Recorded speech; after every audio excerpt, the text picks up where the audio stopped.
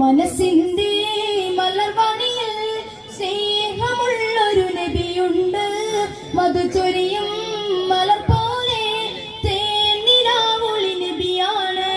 മനസ്സിന്റെ മലർവാണിയിൽ സ്നേഹമുള്ളൊരു നബിയുണ്ട്.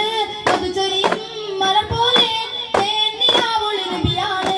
14-ാം രാവ് പോൽ ശോഭയേറും നബിയാണ്. അതോനെ ദൂതരാ മുന്നിൽ വന്നൊരു നബിയാണ്.